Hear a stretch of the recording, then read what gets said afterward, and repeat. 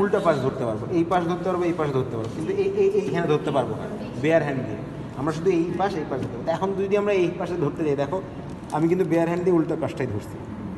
ধরে প্রথমে আমি এটা পড়া শুরু করলাম। তুমি বাম হাত ডান হাত যেটাই পড়তে চাও পড়তে পারো। আমি ডান হাত দিয়ে পড়ি, সবসময় আমি ডান হাত দিই। দেখো আমি এটা কিন্তু আমার পড়তে পড়তে অভ্যাস হয়ে গেছে, এই জন্য আমি দিলেই দেখবো প্রত্যেকটা আঙ্গুল একদম জায়গায় ঢুকে যাবে। কিন্তু তোমরা যতক্ষণ না প্র্যাকটিস করবো অত ঢুকবে না। তাহলে দেখো আমি প্রথমে কী করলাম, গিয়ে এই এরকম পড়ে ফেলছি। এই দেখো পড়ে ফেলে আমি কিন্তু এটা পুরোটা টানি নাই, কিন্তু রেখে দিচ্ছি। ঠিক আছে, রেখে দিলাম। এখন দেখো আমার এটা কিন্তু গ্লাভস হ্যান্ড, আমি চাইলে এই জায়গা ধরতে পারবো না। আমাদের কি করতে হবে, ভিতর দিয়ে এইখানে হাত দিতে হবে। আমি চাইলে কিন্তু এইভাবে ধরে ফেলতে পারতাম, ধরবো না।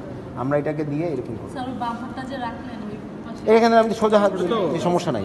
আমি এবার ধরে দিছি, এই দেখো আমি নিছি, হ্যাঁ, নিয়ে এই ধরলাম, ধরে সিম্পল এইটা পড়ার